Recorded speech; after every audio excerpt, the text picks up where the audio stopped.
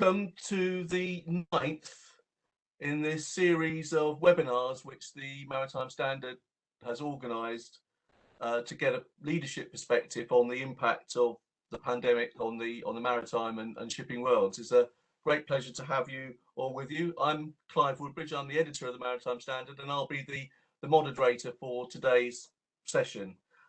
So today we're looking primarily at ship supplies and offshore support services, so a sector that really is at the sharp end of the business, if you like. It's a critical component in the entire supply chain for shipping, keeping vessels trading happily and satisfactorily in these difficult times, and also the crew with the provisions and equipment that they need to do their job safely and well. So sector overcome the challenges it's facing, or does it still have some other tasks that it needs to comply with before it can do its job properly? What are the main challenges it faced? Does it get the credit it deserves for the role it plays? And what does the future hold for this sector? I'm sure these are all areas that we will touch on during today's debate. I'm delighted to have an absolutely excellent panel with us, a panel with huge amounts of experience and in a number of different sectors and based in different geographies. So I'll briefly introduce them all to you. Sushil Mukhandaran is the Chief Executive Officer of JM Baxi & Co. They're the ship agency division of the JM Baxi Group, and he's got almost 30 years experience with the JM Baxi Group, somebody with an immense amount of knowledge in this sector. Abdul Rahim, Managing Director, Middle East and Southeast Asia of Class NK. Again, someone who's been in the industry for a long time, about 27 years, and has been based in Japan, Singapore, London and Mumbai in that time. We have Lazaros Saris, the Chief Executive Officer of Central Ship Management in Dubai. He's a lengthy career, 40 years in shipping, mainly in the technical sector, including a lengthy spell with DNV. Anna Senanayaka, who's the Managing Director of Lanka Shipping and Logistics. He's also, perhaps unusually for somebody in the shipping business, had a lengthy spell in the banking sector with Lehman Brothers and Royal Bank of Scotland. So he's got a combination of backgrounds, which I'm sure will hold him in good stead as we discuss the topics before us today. Idris Sharpawala, the Sales and Marketing Director of Safi Ship Parts and Ship Chandlers, a key supply chain operator and supplier of ships based in the UAE. And last but not least, Sean Maloney, well known to many of you from his days with the publishing group Lloyd's, but also has had his successes with Elaborate Communications. But he's also currently Secretary of the International Ship Suppliers and Services Association, ISA, and we'll be interested to hear what he's got to say on behalf of that group. I'd also like to welcome our online audience. We have hundreds of people tuned in from across the world, and so thank you for taking the time to be with us, and we look forward to getting some of your questions online as well, so that I can put to the panel in the second half. I'd also like to say thank you to our sponsors, without whom their support today's event wouldn't be possible. Abu Dhabi Ports, ADNOC Logistics and Services, JM Baxi Group, Lanka Shipping and Logistics, Safi Ship Parts and Ship Chandlers, and Central Ship Management. So before we go into a sort of more general plenary session where I'll ask you more detailed questions, I'm just going to get the ball rolling by asking each participant in turn a sort of straightforward, simple question that I'd like you to answer in about one or 2 minutes, no more than 2 minutes anyway. So I'll start with Abdul Rahim. What do you think has been the biggest impact so far of the pandemic on the particular sector that you're active in, and in particular in the support and supply sector? Okay, thank you, Clive, and Trevor for organizing this and inviting me to be a panelist. As you know, we are in an unprecedented time, which is said to be a disruption that happens once in 100 years. So it may be difficult to find someone not affected by this pandemic, which was normal. What was normal is no more a normal. It's kind of abnormal. New normals are emerging, and we have to get used to it. It's only a question of adaptation, and we humans are good at it, and we will adapt very quickly.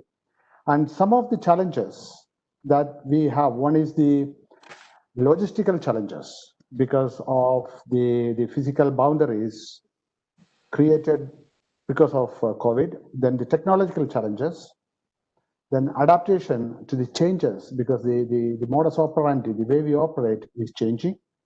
And of course, then we also have to get used to the partial loss of business because everybody's income is slightly going down, so on and so forth. So, well, I think during the course of the webinar, we will be able to discuss in detail. Thank you.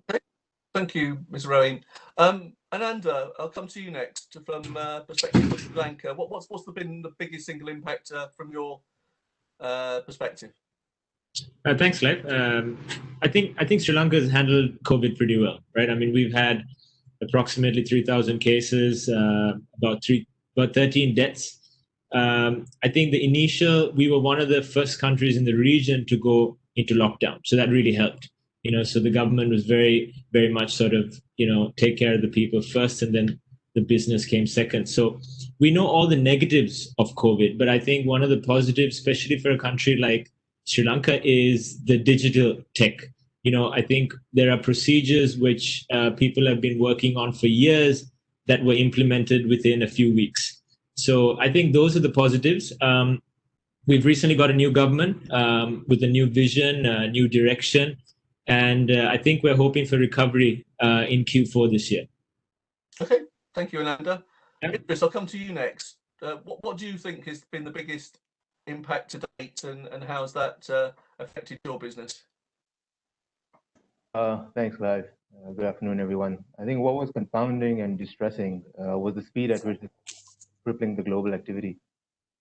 But as always been the case in the UAE, the UAE leadership and government were proactive, very strategic in their management and containment of this crisis.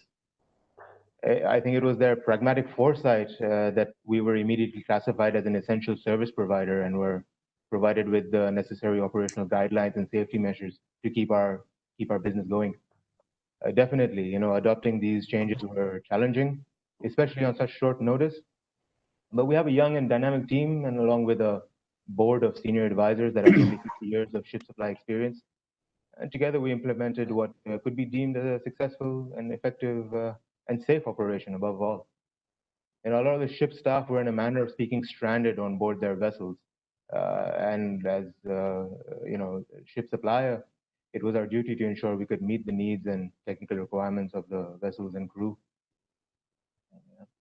Thank you, Idris. Lazarus, as a ship manager, what are the key pressure points that the pandemic has placed on your business?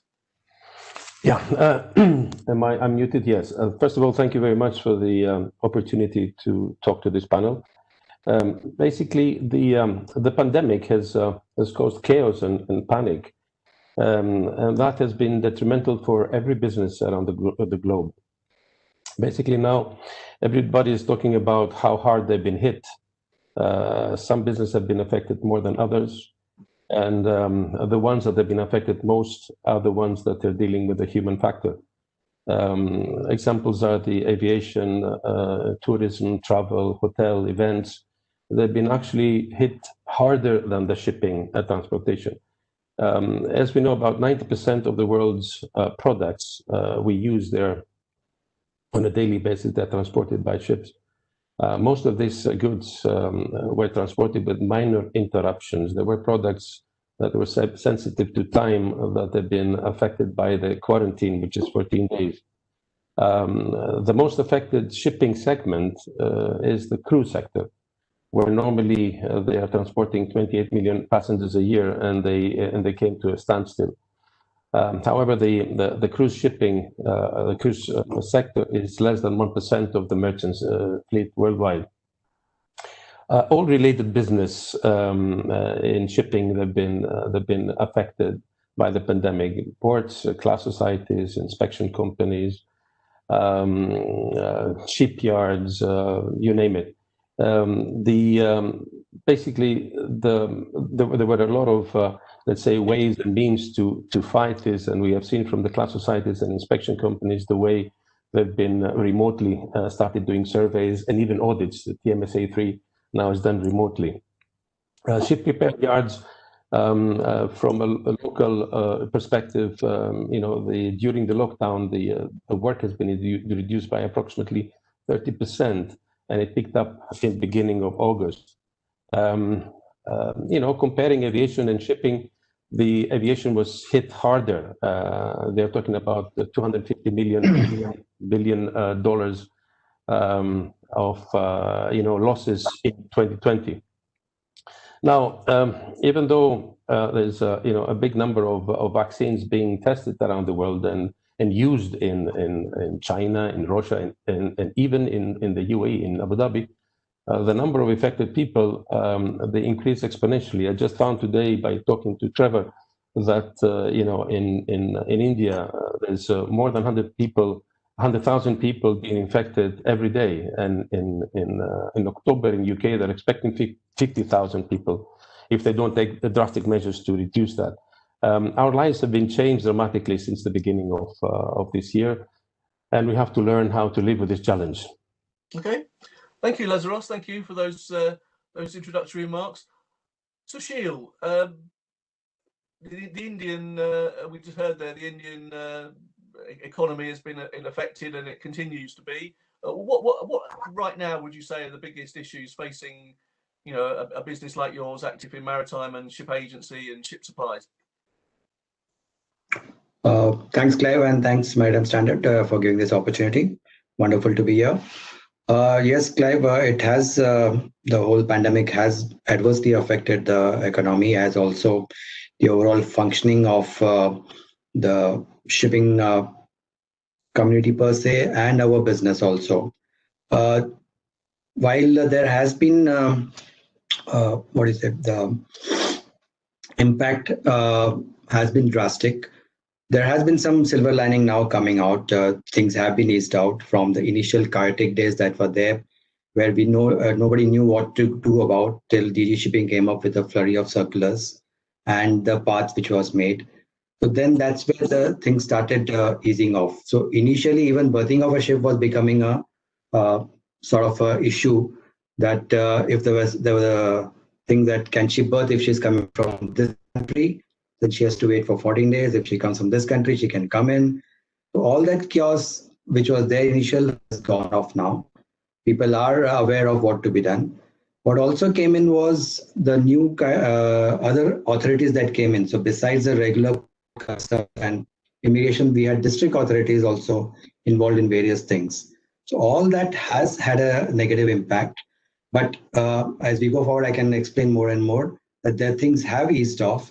And as a group, we have been able to overcome a lot of things. One thing which has come out, Clive, and in this whole thing, at least in India, is that it suddenly, as far as the agency services are concerned, it was a big boys club. Because only those who had the right kind of network, those who had the right kind of reach, could provide the services.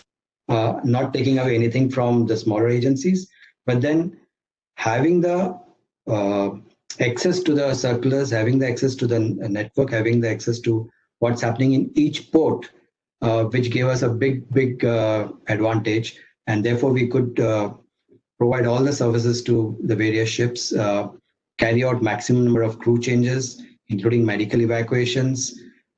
Places where other agents couldn't do is somewhere where JM Bakshi as a group could manage to pull off a lot of other things.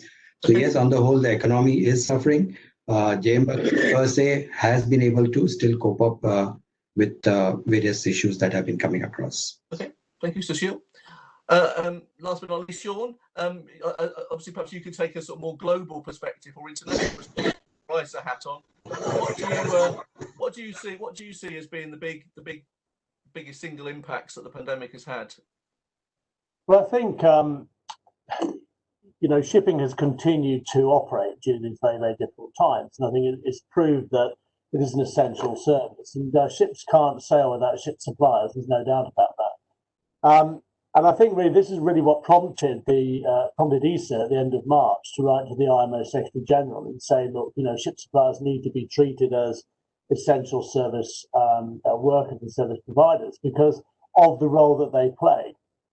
And it's very good to hear Idris there talk about that has actually been translated in places like the UAE, and we know in certain countries in South America as well. And it's really been a problem because, you know, allowing ship suppliers access to vessels in port is a really, really key element. And also really, you know, handling the smooth documentation, you know, when they're not allowed onto the bridge to have documents signed, etc. So I suppose really it's actually encouraged the sort of more efficient operation, greater cooperation with the vessels and with the owners and managers. And certainly East is really, really building up and strengthening its relationships it has with the owning and the management associations to really sort of press home these elements. The cruise sector was mentioned earlier as well, and this has been a big, big issue. It's certainly the one element of shipping that has made the national press with all the cruise ships laid up and what have you. And that's had a detrimental effect on some ship suppliers who rely on that sector of the shipping industry. And I suppose really the other element is you know, ship suppliers need to get paid. You know, need to get paid by ship owners and ship managers on time, and this is an important thing. And I think when you have a situation like a COVID-19 pandemic, you know, those sort of things can be pushed aside a little bit. So, you know, we're very, very conscious of all of this side, and we're building up and we're continuing the dialogue with the owners and the managers to actually, you know, push forward these initiatives and these issues. Okay, thanks very much, Sean. So that's an opportunity to perhaps dig a little bit deeper. So I'm going to ask each panelist a sort of more detailed question. But other panelists, if you wish to join in after they've spoken, just put your hand up and I'll come to you. So hopefully we can keep this dynamic and informal. But I'll start with Idris. Obviously, Safi, one of the well-known ship chandlers and suppliers based in the Middle East and got a long track record. I just wondered, perhaps it'd be interesting to know what steps you've taken as a company to ensure that vessels' supply needs can be met safely and securely in the pandemic area, and perhaps just highlight how you're doing things differently now. I mean, I'm sure there are a number of things that you've changed, but perhaps you could elaborate on those. So, yeah, just tell us a little bit more about how you've approached the crisis. As you know, Lazarus and Sushil mentioned, the impact of the pandemic was at multiple levels. But for the ship supply sector, especially in the UAE, I would say that we also had an impact at multiple levels. The industry was grappling with a global pandemic, which definitely placed very strict restrictions, and rightfully so, on the number of staff that essential service providers could have on premises. And ship supply being a hands-on industry, that definitely was an impact. I mean, we had a lockdown of the local supply chain for those who were classified as non-essential suppliers, which you know, primarily supports other ship suppliers with technical stores. There was a delay in shipments, stock shipments, due to temporary closure of factories or factories working with fewer staff. Logistics was delayed. But on the other hand, there was an increase in the need to support ship staff for essential services. You know, UAE being established as the primary storing hubs in the region, the ship staff were relying on ship suppliers or Safi to fulfill their essential storing requirements, which may not have been necessarily available in other ports due to local restrictions. Fortunately, at Safi, you know, we maintain a large inventory of technical and provision stores, and we were able to service the vessel's requirements successfully and almost in its entirety during the difficult period.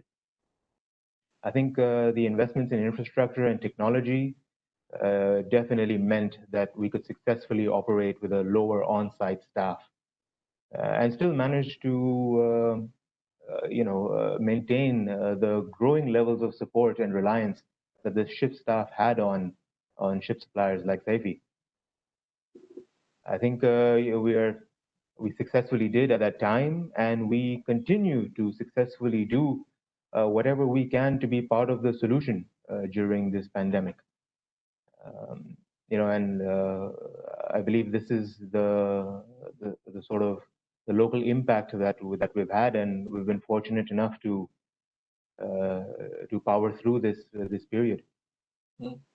So what things are you doing differently, would you say, the most important things? I mean, have you introduced any new processes or procedures that perhaps are showing the way forward for other ship suppliers?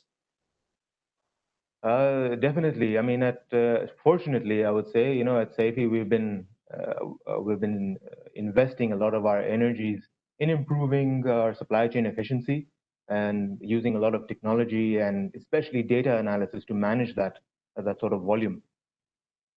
It was very unexpected at the beginning, but one of the internal effects of the restrictions and the pandemic was an unplanned stress test, so to speak, of our systems.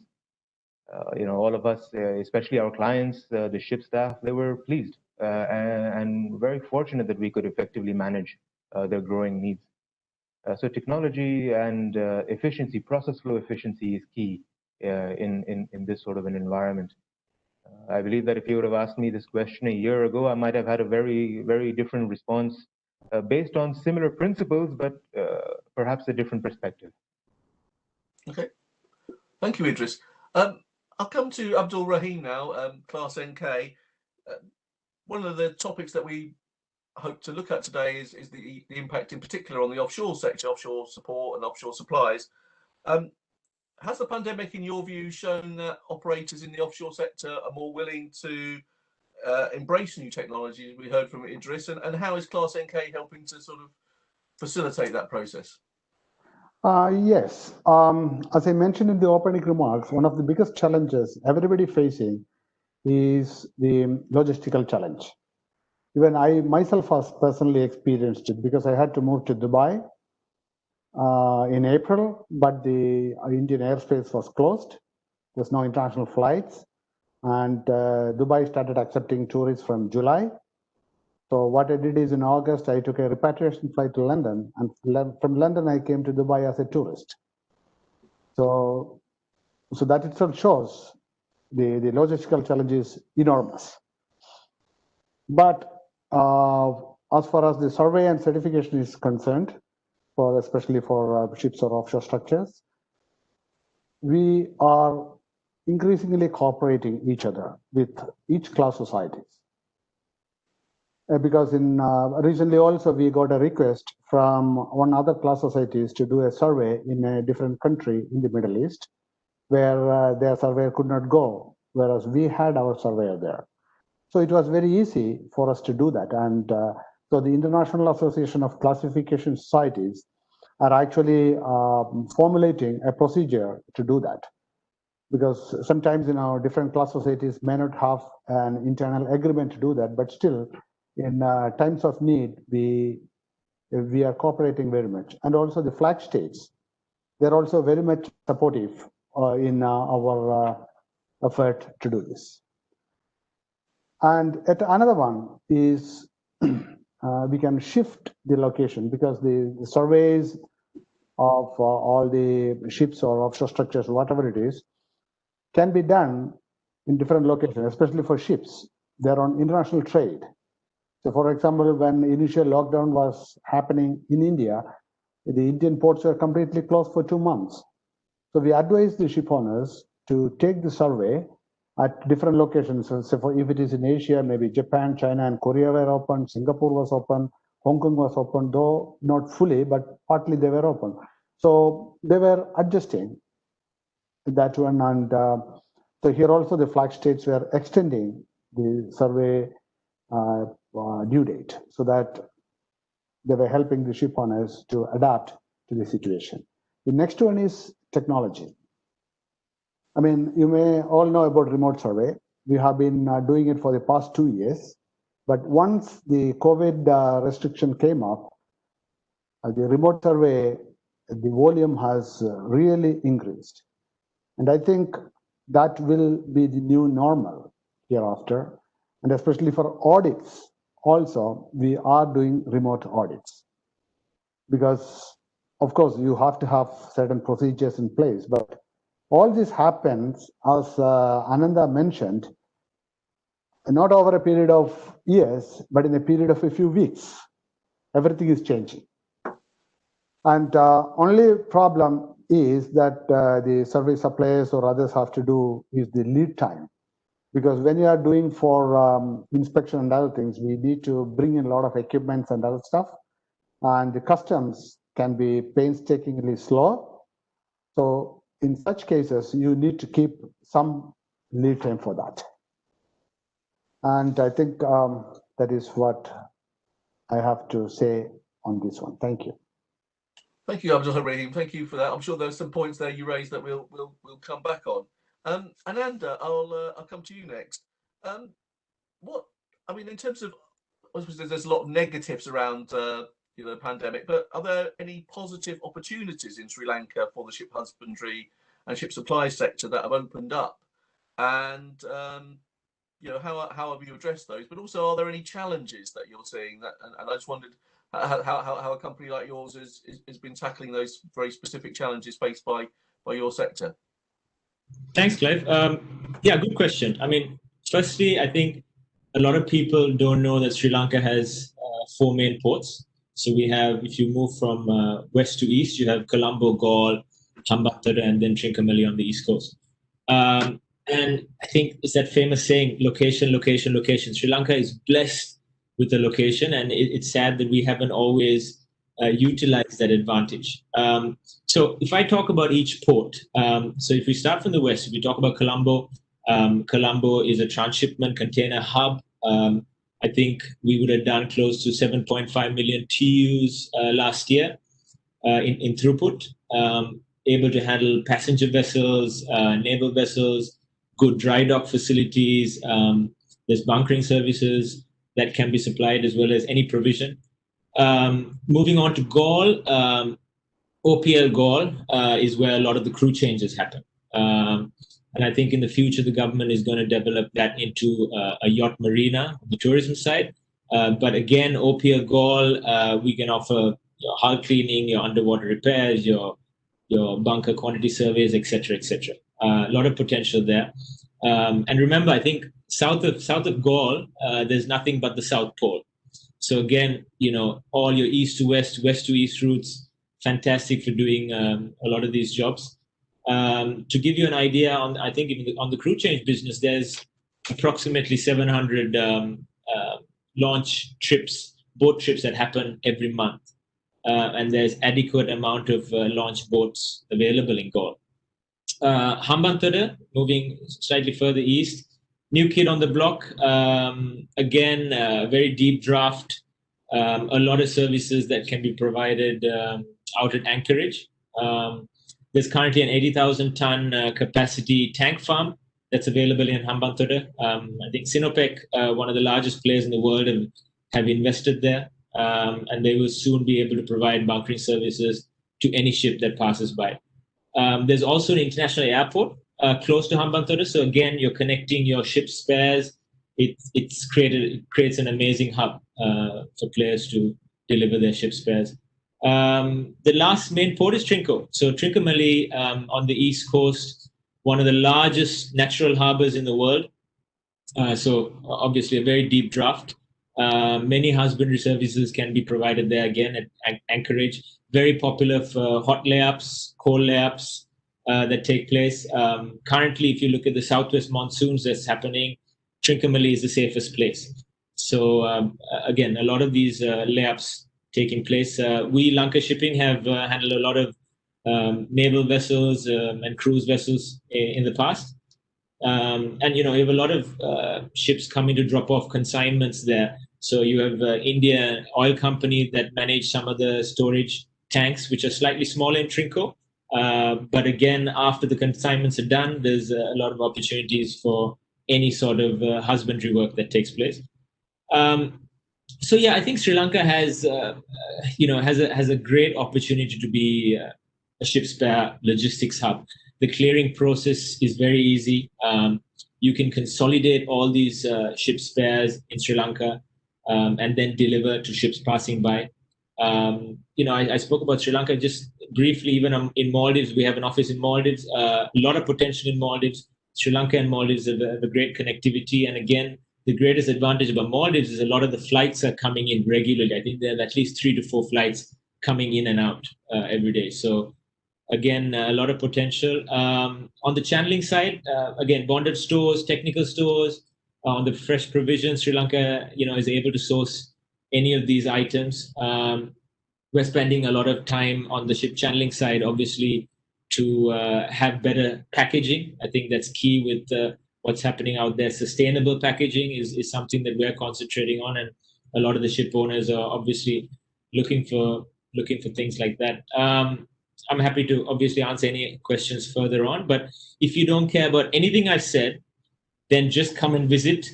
We have some of the best beaches in the world and the best food. So yeah, that's it. That's it from me, Clive. Okay, so you've also got a retainer from the Sri Lanka Tourist Board, clearly. Absolutely, part-time job. I think what I want to do is come and watch some Test cricket in Sri Lanka, but perhaps that's something we can think about. But that's right. Absolutely, welcome anytime. Yeah, Sean, you mentioned, I want to pick up perhaps some of the points you made in your opening remarks. I mean, do you feel that ship suppliers are getting the recognition they deserve for keeping the world ship stocked with vital supplies and spare parts during the pandemic? I think it's always been an issue, isn't it? I think when you look at service sectors like maybe ship managers and ship suppliers, they've always battled with this whole issue of getting that recognition, getting that respect from their peer groups and what have you. I think this is something that ESA takes very seriously, and is at pains to consolidate and build on its relationship it has with other associations, other sectors. We're an NGO at the IMO. That's very, very important. And I think if you look at a negative that's come out of COVID, IMO is not sitting, we're not having the meetings that are going on there. And there's a lot of issues that we're all trying to push on people's agendas. But I think really, as far as the suppliers are concerned, we found that with the pandemic itself, that some suppliers around the world have been prevented from going on board ships. This has been an issue. And even instances, and I think we heard of a couple of instances early on in Spain, where supplies were requisitioned from warehouses for domestic use. And at the end of the day, we all go to our supermarkets and want to go and get our food and our bread and our vegetables and order our TVs online and all the rest of it. Shipping is essential, and it has to happen. So I think in answer to your question, there's always a lot that can be done, and certainly when it comes to issues like payment, I mean, this is always a big issue. Ship managers aren't the owners' bankers, and ship suppliers aren't the owners and the managers' bankers. We were there, they provide a service, so we get paid for it. There's been a lot of positives that have come out, I think, of this particular issue as well.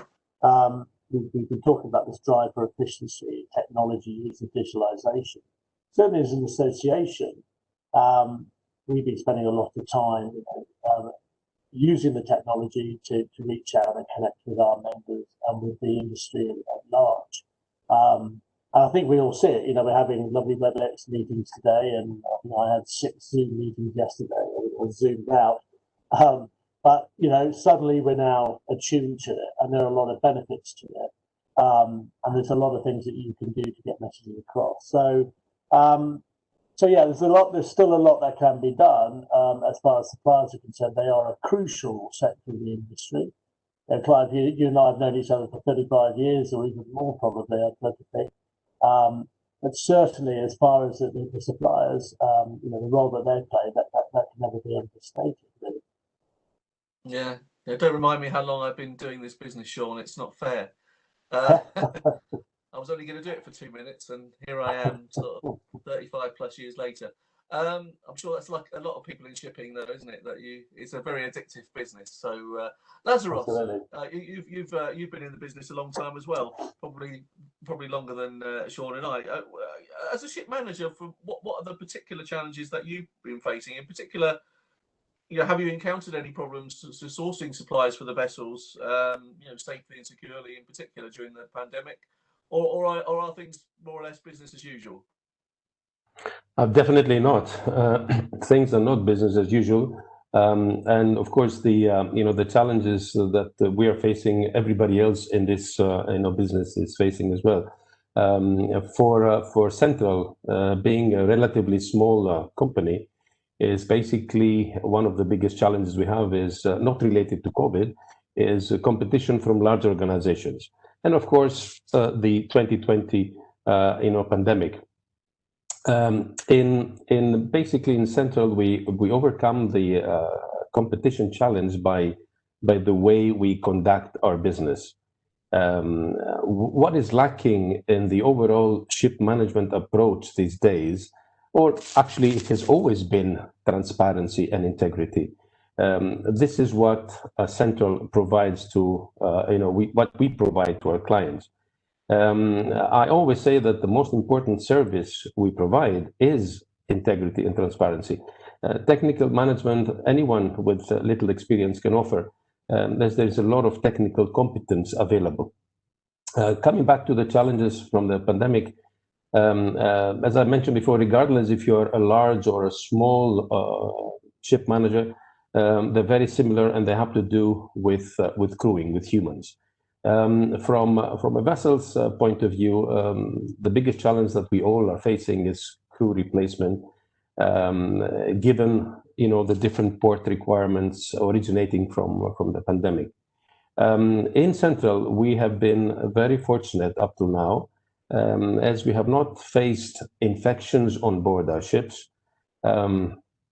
Unfortunately, we have heard of cases that the crew has stopped work because allegedly the owners, the managers, have not replaced the crew that was on board for many months.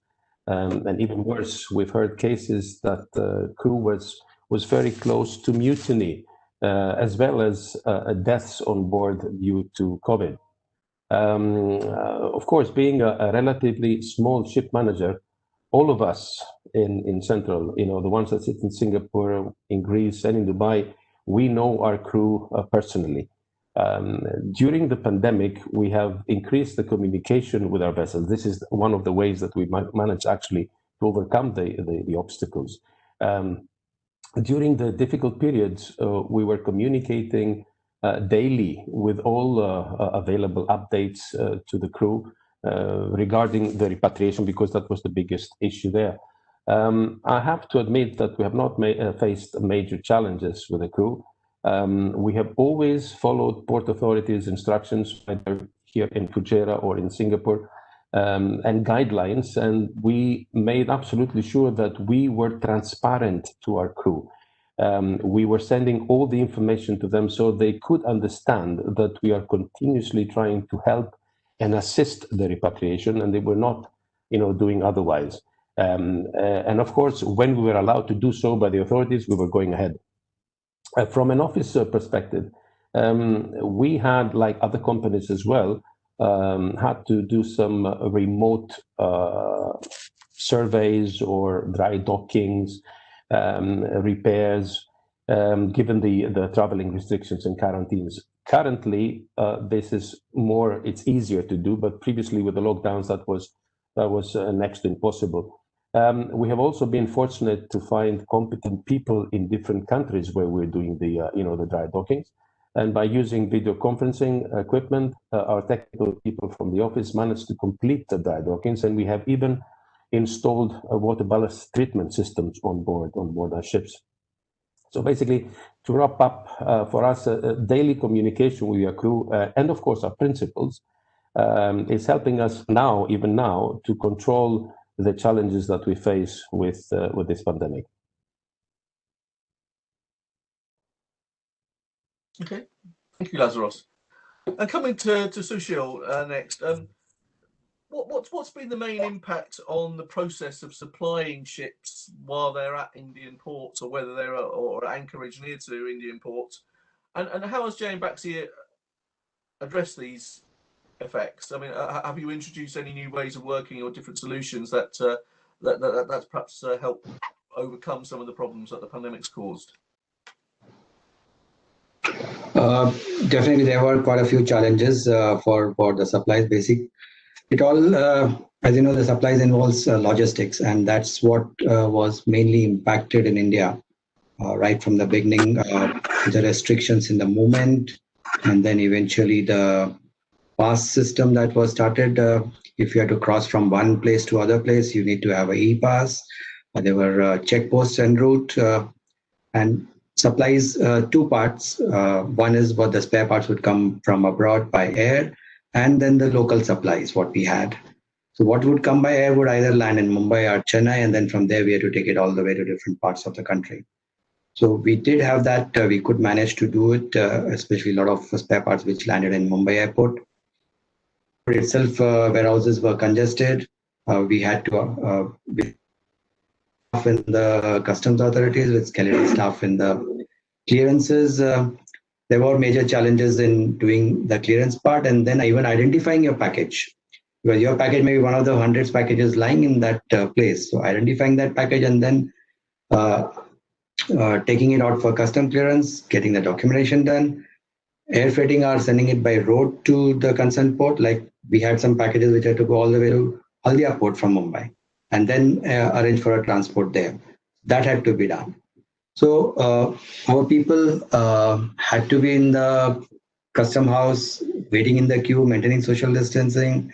So those are the challenges that were there on that side. Challenges on the other side, which were the local supplies, which would be not only the spare parts and all, but even simple services like garbage clearances, sludge disposals, small things which I'll tell you an example where one of the ships was quarantined when they found a COVID case on board, benches alongside. So even we had to arrange food from outside for them, for the whole crew for 1 week. Now getting food inside, till now, nobody had taken a permission per se, but then here was a requirement by the customer officer that please take proper permission for taking the food inside. So those were the things that we had to arrange. Fortunately for us, what we did in the beginning and during this whole COVID period was we had an open line of communication with our vendors, with our suppliers, with our ship channels, which whom we have a tie-up. And trust me, whether we got our payment or not from our principals, we ensured that our payment goes to the vendors on time. Whether it was a taxi driver which carried a crew from Goa all the way to Delhi, or from Mumbai all the way to Assam, we ensured that they were paid well in time. And that was one of the things that helped us, because in this crisis time, one thing that made people work was, or made vendors work was the payments. So this was a chance that we took. Our principals did eventually pay us up, but that 1 week, 2 weeks of cash flow we had to manage. But then that's something that this from times got us into. But must say that we came up trumps. One other thing that we did right from the beginning, Clive, is we must mention is as an agency, the first thing that our promoters and us at the senior management did was to give enough confidence to our staff that we are there for you. Your health comes first. We are a family-owned organization and we have that family culture in. And there were all the human approach. So we told all our staff all across in every port, in every branch, that first take care of yourself. Your health comes first.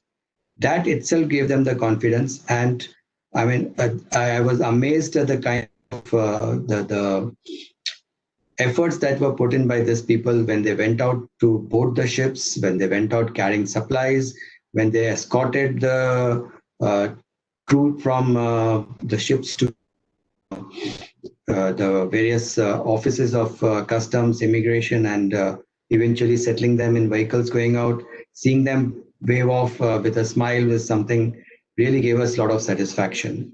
I'll give you an example of crew change, which we sort of had a record in Mumbai.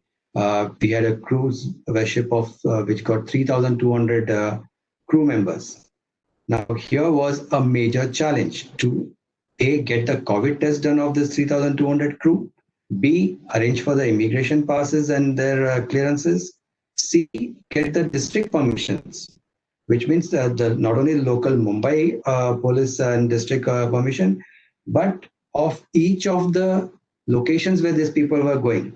And this was pan-India, trust me, 3,200 people, 1,200 were for Goa, but rest all, with including 2 from Silchar in Assam, 1 from Sikkim, we had to move them all. And we did it. I mean, we had excellent team at the top. I don't mind. I would like to take a name of my colleague here, Commander Neville, who had executed this whole task with proper planning and all that. Till the last crew member reached his home, we were on our toes. What also happened during this time, Clive, with Jay Bakshi, was that the leadership was involved right from day one. We formed two groups, one at the CEO level of the entire group, and one was at individual CEO level with his management.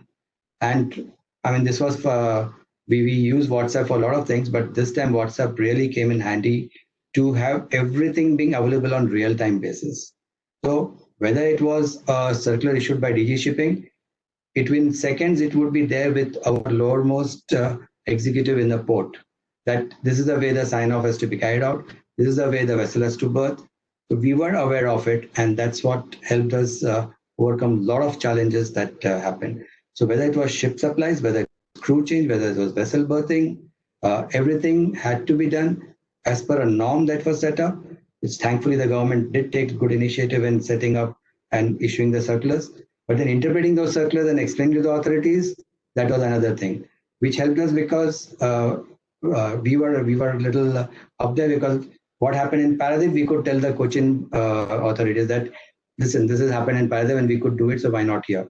Or if it has happened in Mumbai, why can't we do it in Vizag? So we had that reach, and therefore we could do a lot of things during this pandemic time.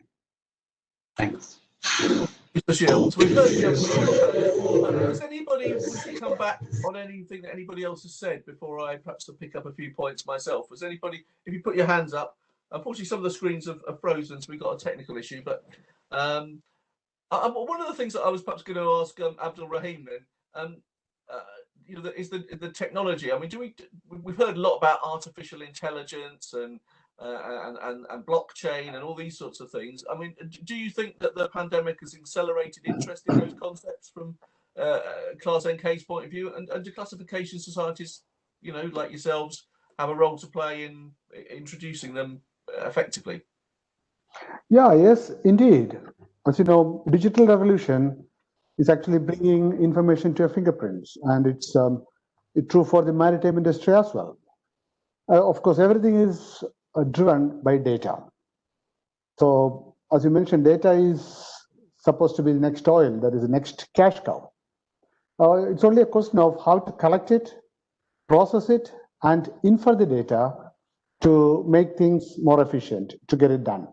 And this effort has been ongoing for quite some time, but during the COVID era, it really accelerated because it has become a necessity to put everything in place very quickly. And in this respect, I would like to mention about a project that is ongoing in Japan since 2017. It's called Internet of Ships. Here we are putting use of the latest technologies in artificial intelligence, digitalization, digital twins, everything, so that, you know, the maritime industry can do their work very efficiently. And here I would like to mention one thing about data. You know, it's a really funny thing, because data itself is intangible. So it is not subject to ownership under the civil law. Secondly, data itself is not creative. So it is not subject to copyright. So the data as it is not owned, and it is not copyrightable. But people always say data ownership. What is it? It is actually the usage right, because the people who collect data, they are incurring some expenses, the cost to collect it. So they actually are the data users, you can say the data owners. So this part of this project, what we have done is we have created an open platform, Internet of Ships open platform.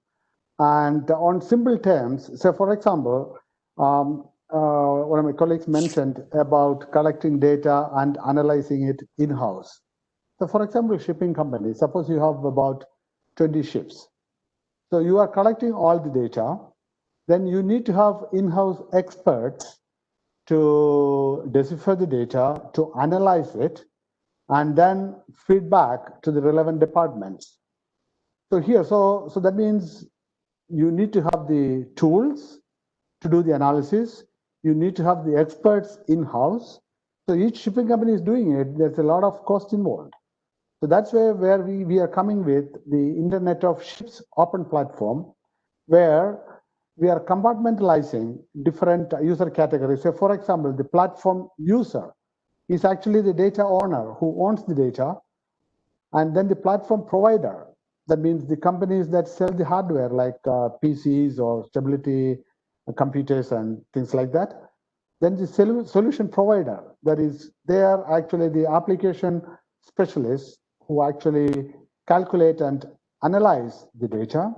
And finally, the solution user, that is ship management or management companies who actually get the end result. And in between, we stand with the ship data center. For, I think some other classification societies also may have a ship data center, but the first data center was established for the maritime industry about 4 years ago in Tokyo.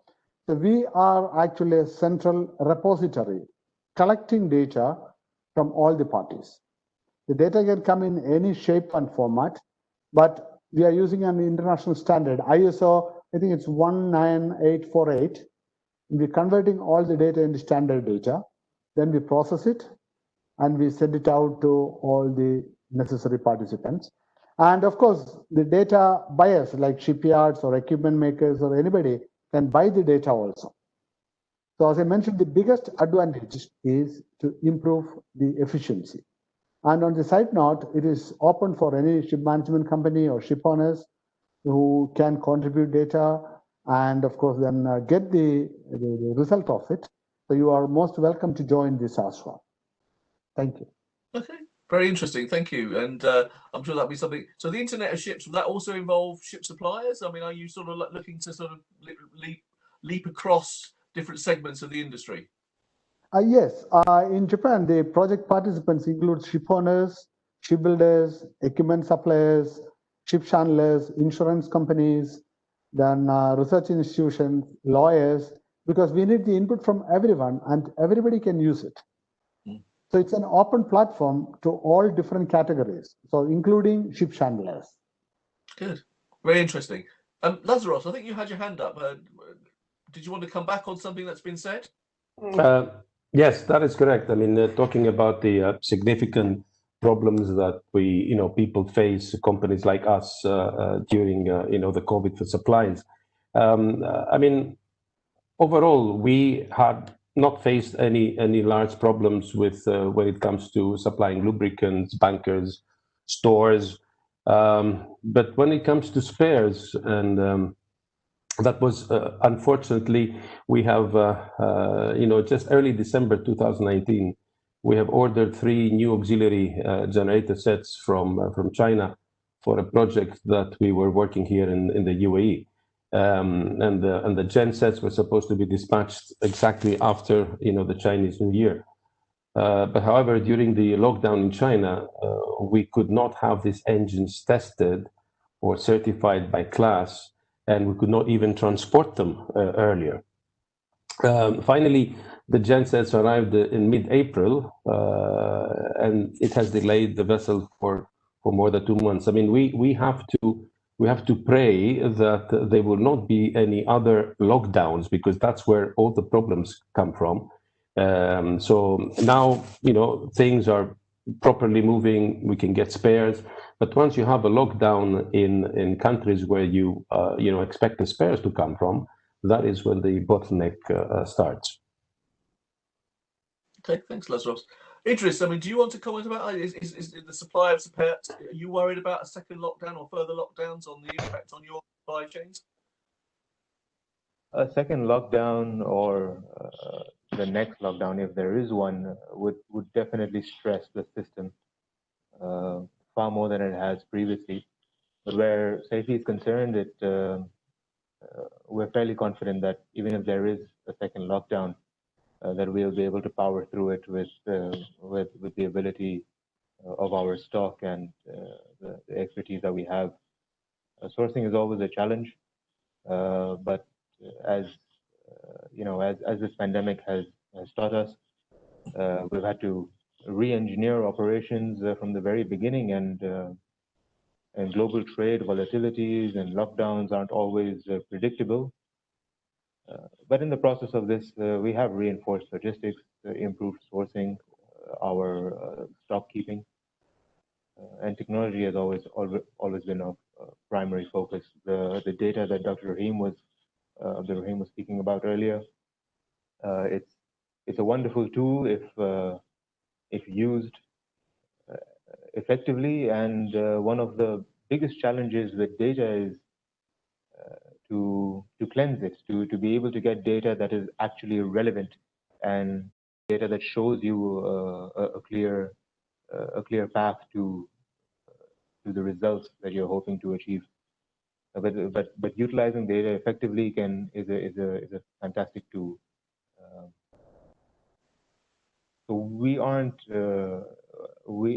concerned that a lockdown would affect the global economy and would be a challenge for everyone included. But where ship supplies is concerned, I think we are fairly confident that we'd be able to power through another lockdown if it did come through, and continue to supply the vessels the way we have been.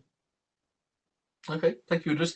Ananda, do you feel similarly confident about facing a second wave? And is there any particular lesson that the first experience taught you that you perhaps would apply? Yeah, Clive. I mean, you think, okay, our population is approximately 20 million, right? So I think one thing our government did at the beginning was we created this presidential task force. A lot of the shipping associations, there's a main one in shipping called CASA, all sorts, that really helped gather all this data from all the stakeholders and filter that through. So that is key, that people understand, if there is a strike in the port, or whether it's the transporters, how do people get around those things? So that information was effectively communicated very fast. So I think in that sense, I think we're ready as to everyone knows. I mean, this was a shock in the system for not just companies, but for civilians, right? So I think now everyone is they know where they should go to. There are associations set up for particular types of information, whether it's, like I said, the container operators, the ports, the transporters, the clearing process. So I think that's filtered much better. Because we went into lockdown, like I said, early March, people were unsure as to what to do next. But I think that is very clear now, not just in Colombo, but in other parts of our country as well. So I think we're ready. Yeah. Good. And so, Sheil, in India, I mean, Ananda there suggested that it's important that different companies through different organisations were working together, and that was helping ship agencies, ship suppliers get through the crisis. Are you seeing a similar cooperation within the Indian port sector, the Indian shipping sector? Not seen much, but yeah, it one thing that came out during this crisis was also that there was a lot of exchanges of the thoughts and processes between agencies. So yes, competition aside, people were exchanging notes on the various processes and how to move. It was quite visible during this, and I think crisis does bring out this kind of camaraderie, if I may put it, even amongst the competition. So it was going out well. One good thing, one main thing that came out of the pandemic, and which is very much required if we have to, again, like you're talking of the second lockdown and all, would be the importance of reaction time. Initial days, because the reaction time wasn't that great. People took their own sweet time in understanding and implementing. But as the things have eased off, I think the response time has improved. Even if the second lockdown happens, or even if something again happens, I'm sure the processes are in place now, the systems are in place, the SOPs are in place. It's only a question of implementing them and with a faster reaction time. So I am not too concerned, if I may put it that way, about the second lockdown, even if it happens, because things will still move. I think we know how to move them now. When I say we, it's not just JMWC, but I think across all the agencies and all the stakeholders. Okay.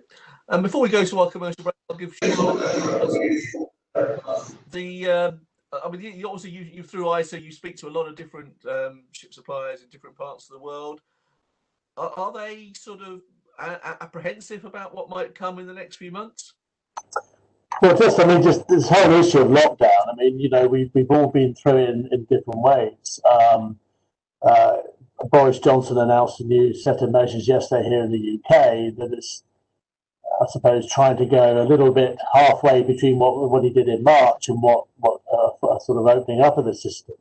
I mean, we lockdown is the last thing you need, and I think this is really why it's important that ship suppliers, for instance, are regarded and respected as essential service providers, so they can carry on doing their job and not be impacted by it. When you have a situation like that, and you've got to look at how shipping sort of treated and reacted and carried on working, and I think within the ship management sector, for instance, bringing Lazarus in on this, you saw a number of the big managers start to cooperate. The whole issue of crew repatriation, picking up the phone and saying to their competitor, look, I've got a ship coming into this Southeast Asian port. You've got two. Can you look after my crew, and I'll look after your crew in another port? And that's good, and that's the industry working together and doing its stuff. I think really, once the vaccine's here, and we've got to be looking to getting back to normal. Shipping, is a social industry. It's all great with these WebExes and these Zooms and all the rest of it. The one thing we're craving is to all turn up and have a chat and over a cup of tea or a beer and to do business and to sit there and do what we used to do and take for granted. So what is the new future going to be like? This is the key thing. Is it going to be going back to what we had before, or is it going to be what we had before, but actually enhanced by what we have now? I think there might be an element of that you don't need to go into London 3 times a week for meetings. You can have 2 of them on Zoom, and you can go in and have that important meeting as well. Or do we need to travel all the time? I mean, 4 years ago, I went to Singapore for 1 day. I mean, from the UK, I had a meeting. I'd been in Singapore 6 weeks before, and I was going a month later. I went for 1 day. You don't need to do that. So I think really, ship supply is continuing. They've got a very important job to do.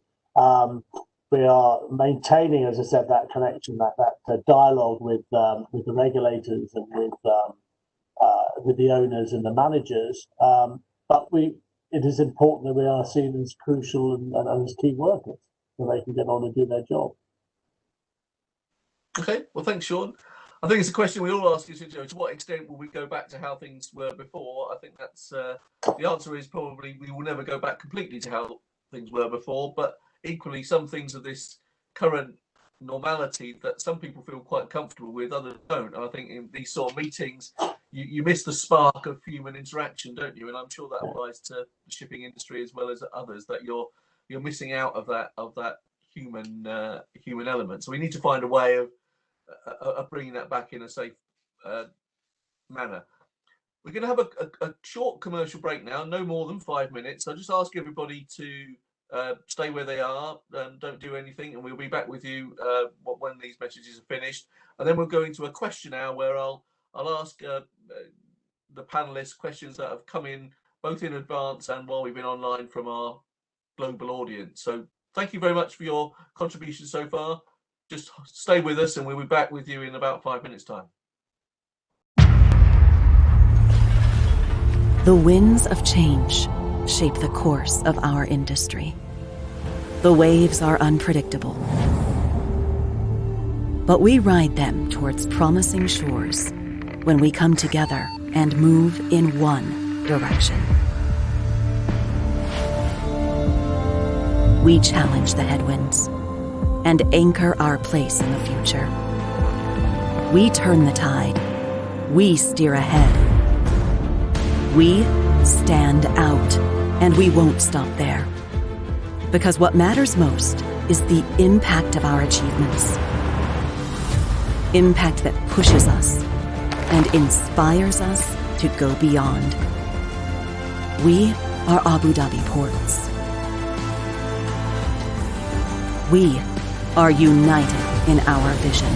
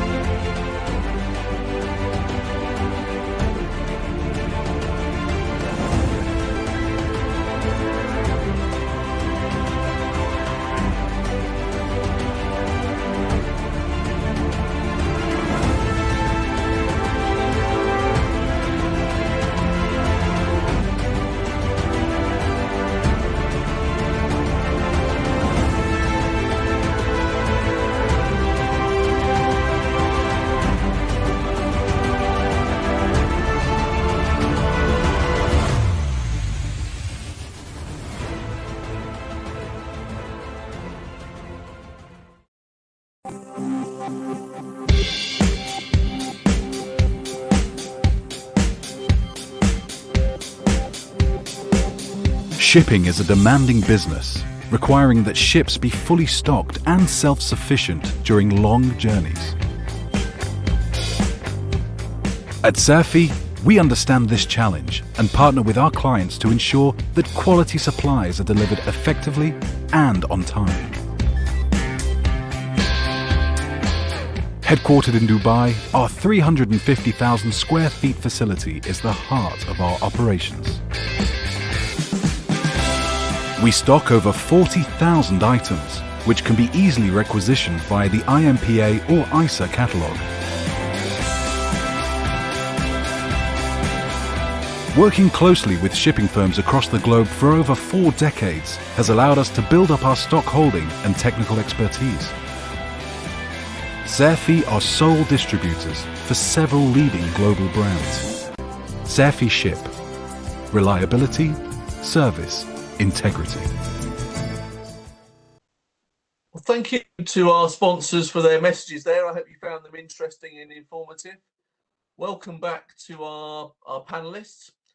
We've had a huge number of questions in actually over the last couple of hours and also last night. There's been a common theme though. Normally I would ask the questions to the individual participants, but there's one particular question that's been asked in different forms, and it's really around employment opportunities in the maritime sector post-pandemic.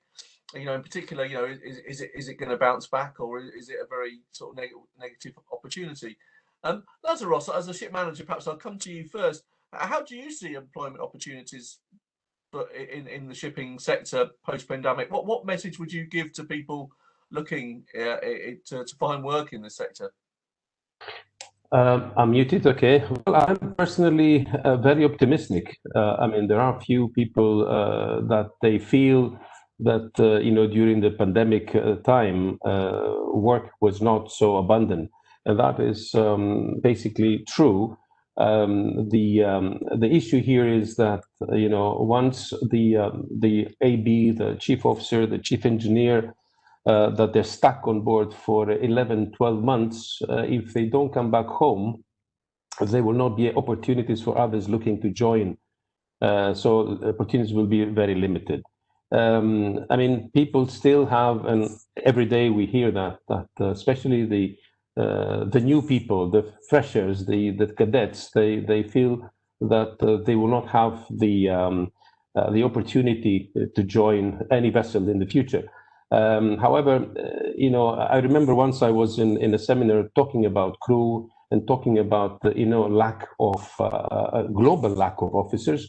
There was a Drury, you know, estimation that the shortage for the officers is about 2% per annum, and that is something that will create an issue to shipping. However, what has happened now, you know, all these problems that we're facing now is temporary, because you know, the stoppage and the challenges that the vessels are facing due to COVID-19, that has created you know, an issue, and crew cannot basically join back. So there is a feeling that you know, the crew will have a problem in the future, but that is not true. A lot of big companies are investing heavily to train cadets, you know, train officers, because the ships are increasing, they're not decreasing. So from my perspective, this is not something that people, or, you know, a crew member, seafarers, should be afraid of. Once the you know, the vessels come back to normal, then we will not have, once this reactivation is there, this shortfall, basically, there's no issue. That's the way I feel it. There is no, especially for the new guys, they should not be afraid that they will be left with no work. Okay. Sushil, Jay and Baxi, sort of big group in India. Are you expanding in terms of employment of people, or is this something that you've got to hunker down and streamline for the time being? No, we are expanding, and in fact, we are on it. Over the last couple of months, our HR is actually on overdrive. There have been daily 4 to 5 interviews, and I am on a few panels. So we have been shortlisting people. We will be taking right from freshers to senior management. So it's going on. So we may be one of the few groups that are into recruiting people. Okay. Class NK, what's your view of the HR implications of the pandemic, both in terms of recruitment and I suppose also from your point of view, crew training? I think, you know, the classification societies are generally not much affected, because our the turnover is the surveyor turnover is very less, and also we have a more or less limited number of surveyors. So as far as Class NK is concerned, I mean, it is a business as usual. There is no what do you call, the recruitment is going on as normal. And in the Middle East also, now we don't have any openings available. So in general, class NK, it is not much affected, but other class societies are also maybe the same. But one problem that we face is in new buildings. So the new building volume has come down drastically, especially over the past 3-4 months. But now that is picking up. So during this period, there was, of course, no retrenchment or anything. The surveys were kind of, I should say, lying low without much workload. But as soon as the new building picks up, things should be all right. And in China is one of the perhaps the worst affected, because the new building orders have come down by almost 20%. And in Japan, almost all the shipyards are full. And the only negative thing is, in the past 1 year, there were no many orders from foreign owners in Japan. It's mainly domestic orders. In China also, China's the biggest advantage is most of their new buildings are for domestic owners or the coastal vessels. So there also, that means though there is about 15-20% reduction, there is not much cut in capacity of surveyors. So in general, things are okay. Okay. Ananda, what's your take on employment opportunities in the maritime sector? I think it depends which industries. Clive, from our perspective, on the logistics space, we're going digital on a lot of different areas, so maybe not many opportunities there. But the ship channeling space in Sri Lanka, we see huge opportunity. So we're trying to recruit in that area. Like I said, any area that you can feel that is a monotonous task and obviously can be automated, you probably look at reducing. I think that's globally true for a lot of companies. But other areas where there is a significant surge in demand, like I said, on the channeling side, we see that. Then I would look at recruiting. And I think Sri Lanka is traditionally been not such a tech-savvy country, but there are opportunities now in this space. So I'm involved with a lot of associations like, Chartered Shipbrokers and Chartered Institute of Logistics and Transport. And this is a talking point on a lot of these associations as to what's the future for employment, especially in our industry, for the youth coming through. And I think you can already see in A levels and university courses, there's a lot of logistic courses coming out, and it's mandatory in a lot of schools now, which is good. I think traditionally, kids coming out of school would traditionally want to be a doctor, engineer, a banker, but I think that is slowly transforming into the logistics space. So I think that's signs of good things to come for the future. Okay, thank you, Ananda. Idris, do you have anything to add to that? What's your take from a safety point of view?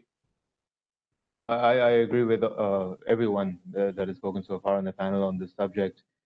There is plenty of opportunity, especially in the near to distant future. But I think the nature of the opportunity is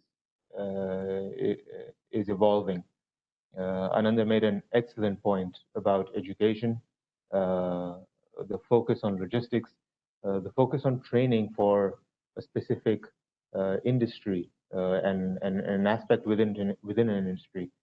The emphasis on digitization is immense, and I believe that the future generations that are looking for employment in the marine industry are from backgrounds that support this type of education, or at least have this form of formal training, and that in itself is a tremendous value add to the direction that we're heading in. So I agree. I think there'll be tremendous opportunity in the future. There is tremendous opportunity at the moment as well, and we're really excited to see what the level of expertise that is coming out of a lot of the schools and universities.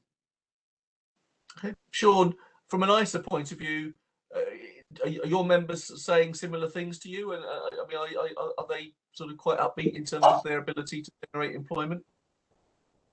We're not hearing anything adverse to employment levels. I think as I said before, shipping and ship supply is essential.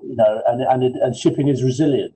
There's no doubt about it, and it will bounce back, and it will once we are back to some level of normality. But shipping is continuing.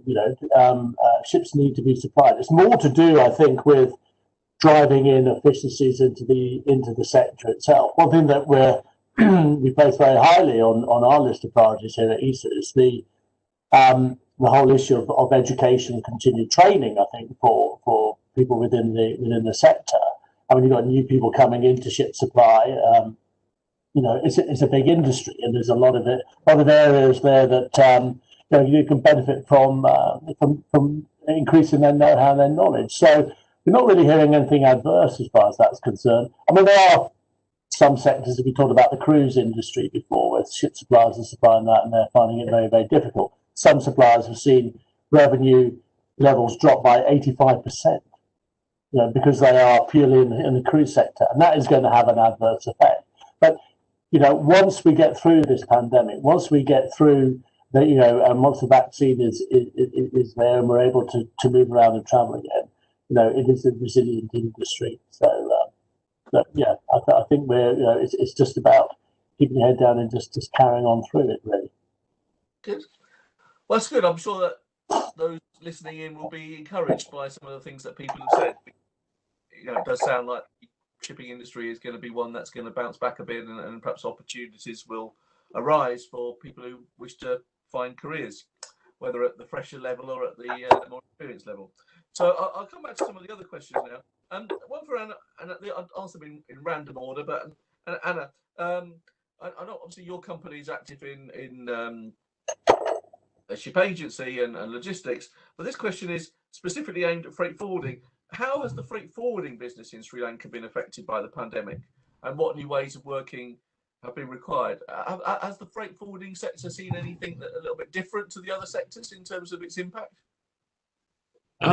Good question, Clive. I think obviously one of the biggest problems for a lot of the shippers here and worldwide were factories, right? So as I said, Sri Lanka went in lockdown, one of the first countries to go into lockdown. So shippers struggled because factories were closed. So that was one of the main problems. And obviously blank sailings imposed by a lot of the shipping lines.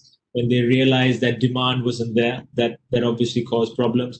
We had an import restriction on certain cargo coming in, so that also caused a problem. But looking at the positives, I think shippers were forced to adapt. Even if you look at the banking sector, a lot of people, you'd be surprised, just didn't have online banking, to make deposits. So they were forced to go online. So those shippers, I think those ones, they'll never go back after that. So that caused a lot of change. Customs procedures, a lot of the shipping lines, even though in the West, electronic delivery orders are very common, it was not common in Sri Lanka. So now it is, I'd say at least across the board, 80% of the shipping lines adopt electronic DOs. And I just think more than anything, customers are now looking at new ways of doing things. So that gives freight forwarders an opportunity, even like us, to sort of offer a total solution to customers that weren't looking at changing their supply chain beforehand. And that has also created us, Lanka Shipping has gone into digital freight, so you can now place a booking online on our website. So that is an area that we really wanted to invest further on. So I think those are some of the positives out of COVID. Yeah, so it's quite amazing that people don't have online banking. It's something you sort of take for granted. I mean, is cash going to disappear from shipping, do you think? I think to a great extent, yes. You have obviously, in India, you have apps like Paytm and things like that. I think that's slowly coming into Sri Lanka, cashless transactions. And like I said, once you can do the e-manifesting is taking place in customs, I think a lot of this is done via online accounts. And I think that is the key. Cash will never go away completely in economies like us.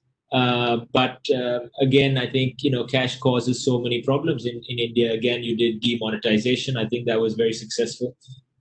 So, I think countries are trying to look at eradicating cash. So, yeah, absolutely. Lazarus, is that your perception as well? I mean, would you have a ship manager? Is cash going to be a thing of the past soon? Well, I agree with the previous speaker. Things will change, and we cannot avoid the change.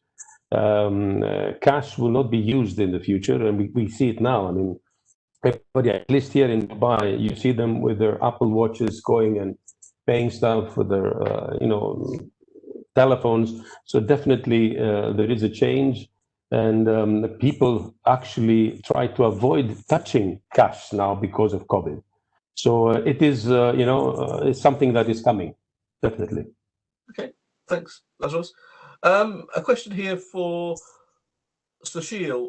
I think it's a question around how it will change the structure of the industry. You mentioned that, a big boys industry kind of thing. The question is, will there be industry-wide consolidation to bring in more efficiency and synergies? I suppose that could apply to all aspects of what JM Baxi do, but particularly as we're here talking about ship suppliers and ship agency, are we going to see merger and acquisition taking place, or different ways of working? I would imagine yes, it would. We can take the cue from what's happening with the shipping companies itself. There are not only the shipping lines in container business, but as also in tramp, that there have been mergers and acquisitions. The ship operators have started pooling, the pools have started coming together. So I think it's consolidation will be something that will happen. How much will it happen? How will it happen in agency business? I have not seen much talk about it as of now, but I won't be surprised if it happens in near future. Simply because the need of the hour will be to synergize, to have resources in place. The collective bargaining of these big players in the ship owners, as also on the ship operator side, maybe the shipping agency, which today is so vastly diffracted, so vastly competitive with a briefcase holding agent to big agents, global hub agents. I mean, there's an N number of agencies across. I would imagine that there would be how much and all, maybe not. I may not be able to predict at this stage, but it's something that is in office. Thank you. Something to watch for the future. A question here for Idris. Would you say the UAE's position as a ship chartering and supplies hub has been strengthened by the pandemic? And if so, what factors have worked in its favour? What would you say are the unique selling points of the UAE, and have they in fact been successful during this pandemic in relation to other potential hubs?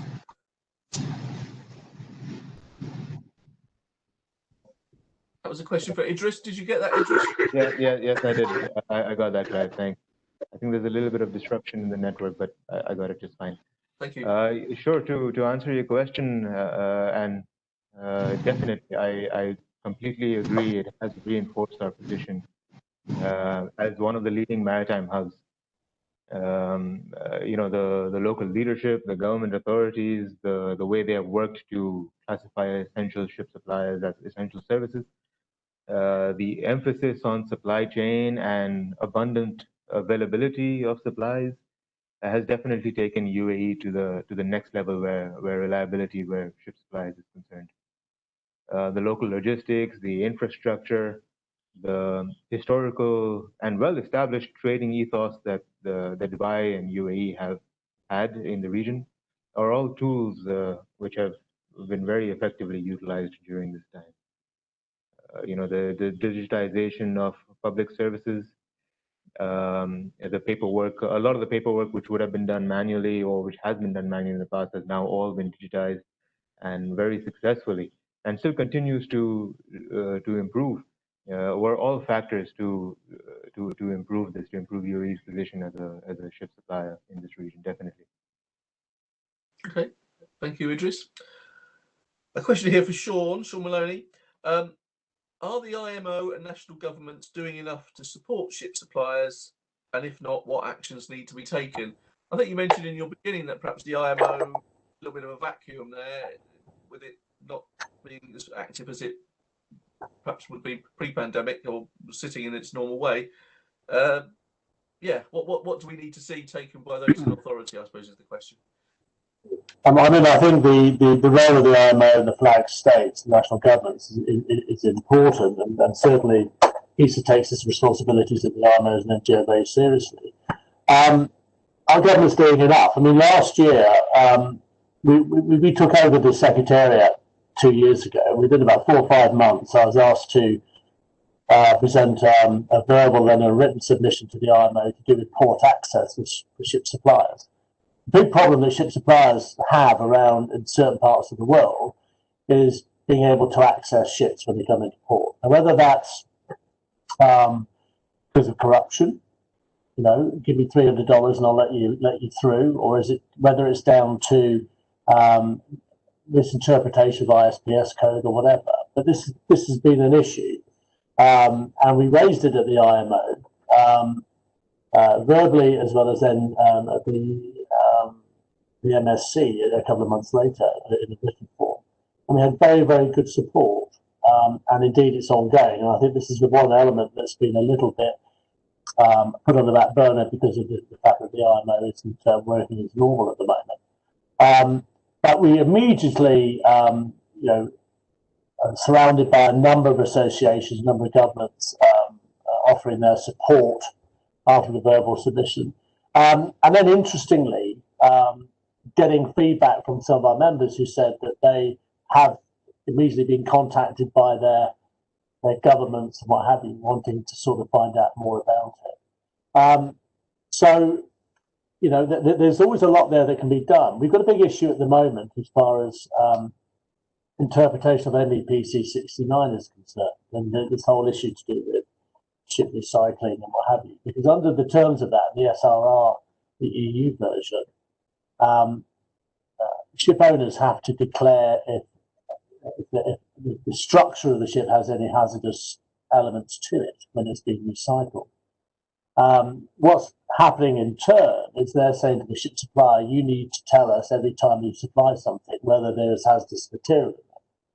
Now that becomes a little bit unwieldy, because if a ship supplier, and we've got a couple here on the panel, you know, supplying, you know, a whole range of items to a ship, you're not to necessarily know what's in the make of that particular manufactured item, or, you know, whether that fridge has certain hazardous items or not. So again, down to interpretation, those common knowledge, shoving them out to the ship supplier, it's your responsibility, you're going to make a declaration. And that's something really where we can go to the IMO and say, look, you know, this is quite important, we need to get this clarified. So are we getting enough support? ESA's pushing its responsibilities hard at the IMO. It's raising a lot of issues. And I think really it's just down to dialogue and communication. If we can talk more to member governments and get the support of other associations like the Intertanker and Intercargos.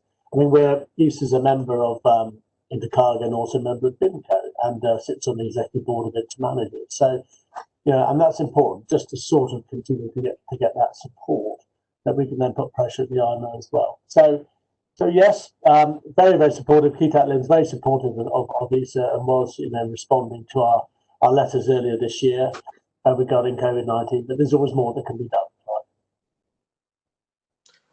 Thanks, Sean. Thanks for that answer. A question here for Dr. Rahim, and it's come up a couple of times. Obviously, people are very interested in artificial intelligence and its future in shipping. To what extent do you see it replacing the human element? And can it be used to make the industry more efficient? Yes, indeed, it can make the industry more efficient, but replacing the human element, I don't think. Because these days, artificial intelligence is used in a variety of applications. So, for example, in the shipping sector, the first and foremost, you know, these days, everybody uses digital twins. You may have heard about it. That is, you are replicating, so for example, the engine room, the main engine. So all the parameters are being replicated in the ship owning companies or ship managers' desktop or in his laptop. So from there, he can actually monitor the whole engine, and he can even control them. So that is possible. But still, that doesn't mean that the human being is eliminated, because you still need the person with expertise to control that. So there may be a shift of job from a pure technician to maybe someone with expert knowledge in information technology. So that is possible. So that doesn't mean that you're completely eliminating it, but it tremendously helps in improving the efficiency, to bring down the cost, and also reduce the downtime. Because in some of the systems, so for example, you can predict the actual breakdown of a particular component. So for example, the main engine bearing or the shaft bearing. So the system can actually predict maybe 24 hours ahead or 48 hours ahead, telling that there is some problem with this particular system, go and check it. So rather than a damage repair, it will become a preventive maintenance, thus saving quite a lot of money. So this is what the artificial intelligence is actually doing these days, and it will really go in a big way in the near future. That is what I feel. Okay. Thank you. Thank you, Abdul Rahim. There's a question for Lazaros, but it's a very general question, so feel free to answer it as you wish, Lazaros. How has the pandemic affected the ship management industry? I think obviously you touched on that a bit in your opening remarks, but I mean, have there been any specific elements of being a ship manager that you would say, well, these are really made tough by the pandemic? Well, you are very correct. I've touched on a number of issues in the beginning. I mean, the whole globe has been affected by the pandemic, and as I said, other more or less. To my understanding, being in shipping and looking what is happening to the other industries, I feel that shipping has not been affected as much as the other industries, like, as I mentioned before, aviation and the hotel industry. The hotel industry lost 4.8 million jobs from February till now. Again, I mentioned that the sectors that they've been hit harder than the others in shipping is basically the container sector and then the cruise ships. We all remember the Diamond Princess that had about, if I remember well, about 700 or 750 infected passengers in Japan.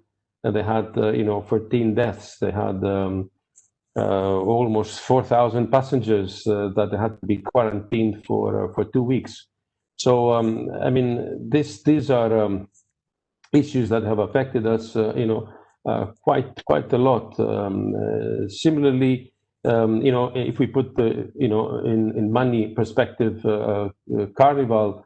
I've read some time back, a couple of 1 month ago, that they have reported $4.4 billion losses in the first quarter of this year.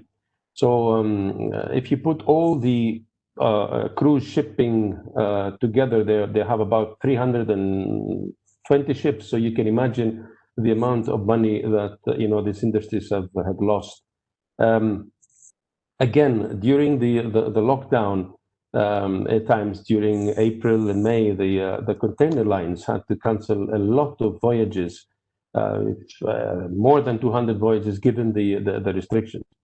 So, but despite the challenges that we're facing, I remain fairly optimistic, given the measures that we all take to fight the pandemic, and also given the demand for transportation of goods around the world. Shipping cannot stay idle. So I think that the way it's happening now, we are learning every day, and based on that, we will come out of it. Even though we will have a second, lockdown, we've learned quite a lot. Okay, thank you, Lazaros.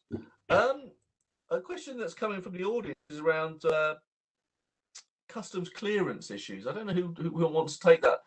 the question is that customs clearance issues have been a problem since the beginning, and how can we overcome those? I mean, so Sheil, perhaps I'll ask that one to you. I mean, customs clearance, are we seeing an improvement in that particular area?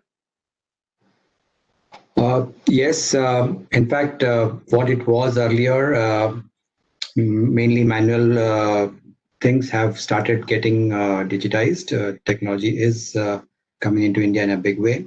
Incidentally, our own group company Portal is into that, which is managing and operating the port committee system, and is also tying up with the customs side.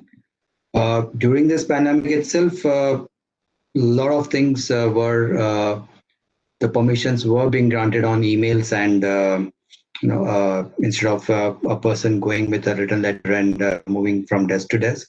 So the customs has taken a lot of steps in India to automate their way of functioning. And I think it is a blessing in disguise in a way, or something that a big plus from the pandemic, that the electronic clearances is becoming the norm of the day in India.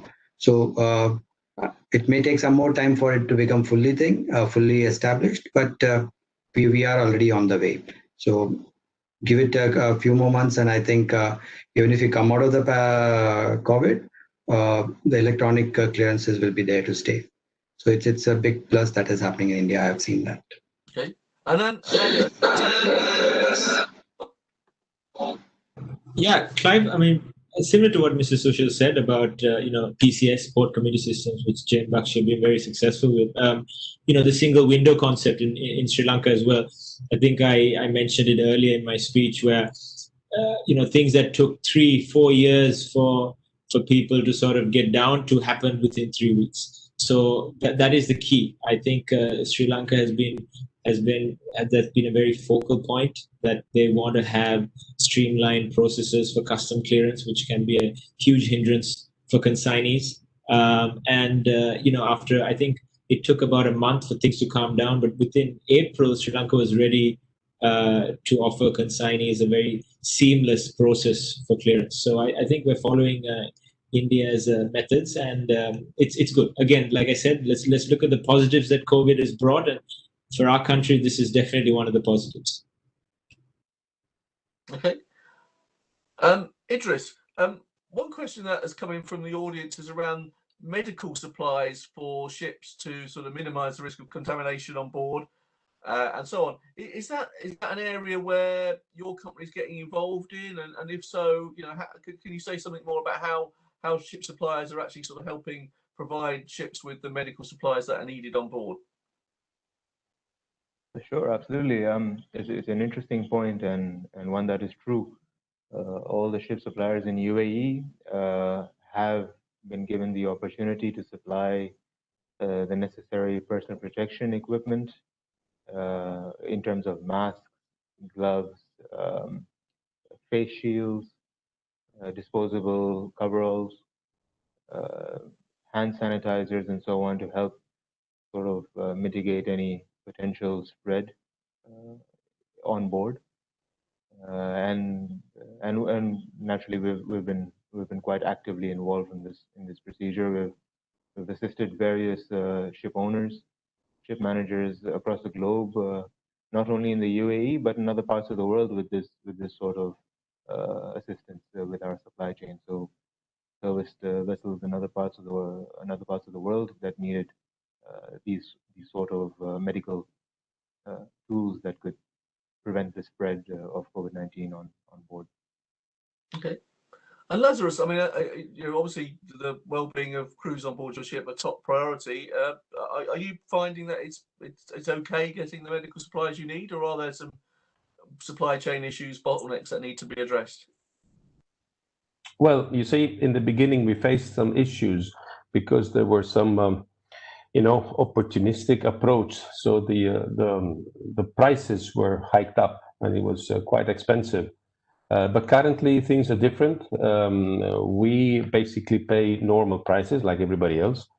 So it is possible to find all the PPE that was mentioned before. And we basically supply all the vessels that we have in various places around the world with no issues at the moment. Again, as I said, people have to, refrain from being opportunistic. We've seen that not only in the shipping industry, but also locally in Dubai. Going to a pharmacy, you had to pay, at least in the beginning, lockdown times, 10 times more what a mask would cost. So, yeah, but the ability to source these items is not a problem at the moment. Not at the moment. Correct. Correct. Yeah. So what else? So a number of questions that people have asked about what the impact is on investment expansion plans. I mean, Idris, at Saifi's point of view, are you obviously you have plans to expand and develop the business. Have you put those on hold, or do you think you are sort of pressing ahead more or less on schedule with the sort of areas that you were looking at? No, we don't plan to put anything on hold. For all the reasons that everyone on the panel today has mentioned, there's reason to be optimistic for the future, and that's the mindset that we have.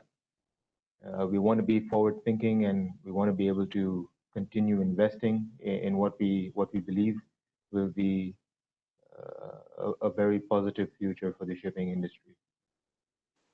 Okay.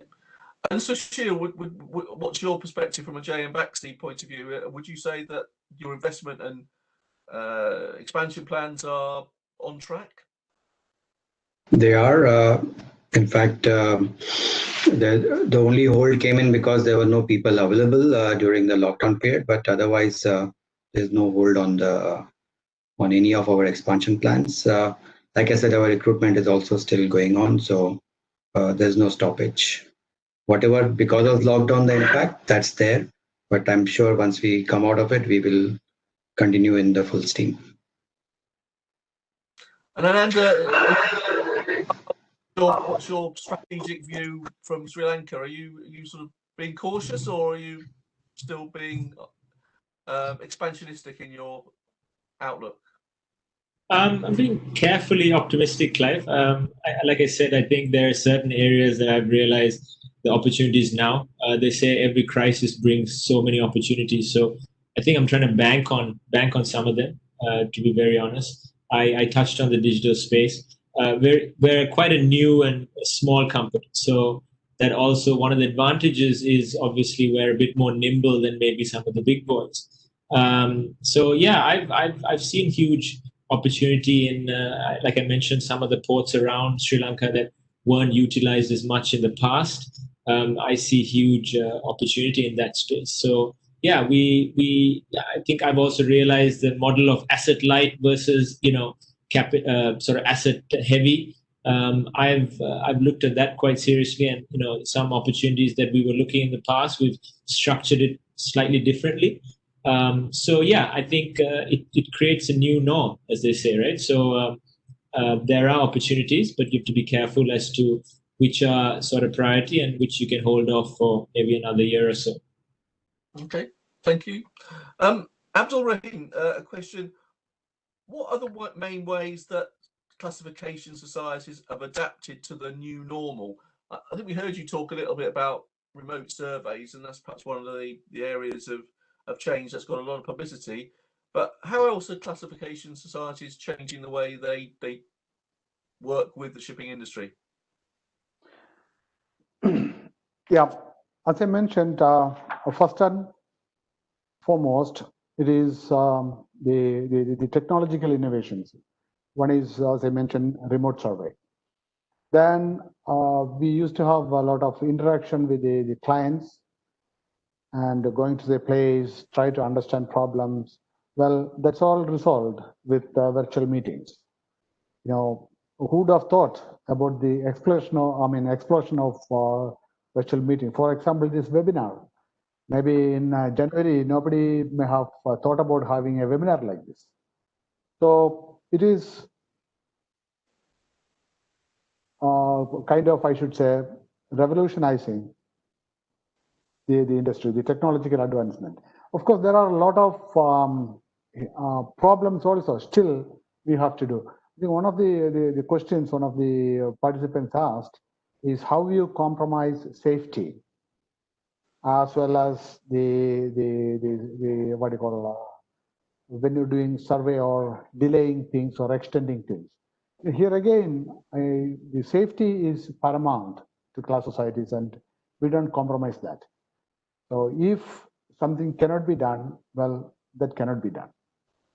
That's it. So here again, we are trying our level best to bring in technological advancements to do the thing. Other thing with remote survey, people think that everything can be done by remote survey, but everything cannot be done by remote survey, because some of the items we still need the physical presence, or otherwise there has to be some methodology to do the real-time monitoring. So that field also the technology is advancing. So for example, when you are using video to show a product or show some damage, for example, inside the engine room, the surveyor who is sitting at a faraway location, many times you cannot transmit because the engine room, it will be very difficult to get the Wi-Fi.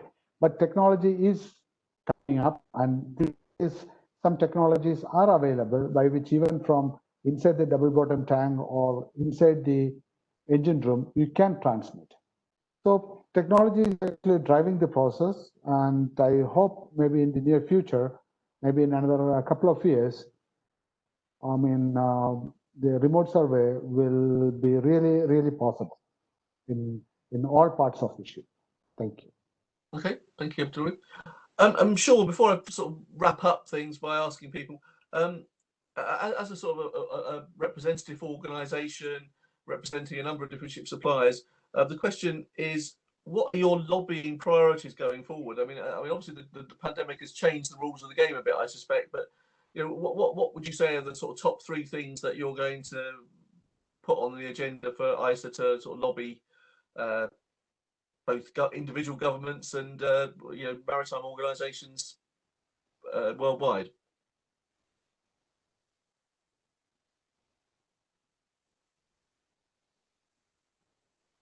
Did you get that question? No, I haven't. Yeah, there. Sorry, I'm now unmuted. I think I did. Thank you, Clive. I think the key issue that we put forward there, obviously, access to vessels in port is key to that, and also, you know, this whole issue about having the respect that ship suppliers need to have from the industry across all areas, and that sort of comes in on the issue of payment as well. And I think really, you know, we're all here trying to make shipping work, and everybody has a role to play. Listening to this sort of debate going on, I think the interesting thing that COVID-19 has delivered, you know, it is a disruptor. You know, we are now in a disrupted world. You know, we were looking at, so one of the questions I think somebody's come in there is about, can someone in shipping do the same as Elon Musk has done in the rocket sector?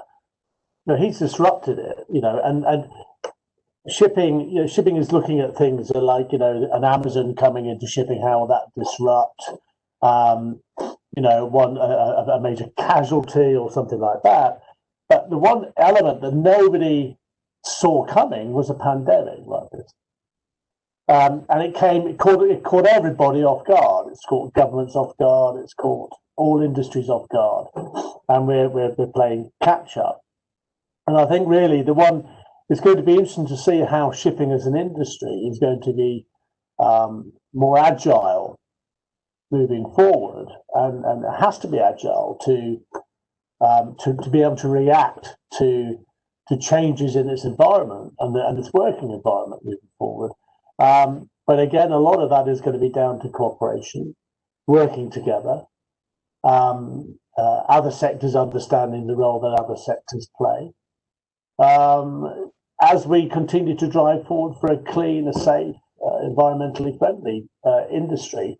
And we can't ignore all of those elements. We're just talking about COVID all the time, but you know, emissions and pollution issues, autonomous ships, investment, selling the industry, shipping as an industry that is a career for the future is something that's so important.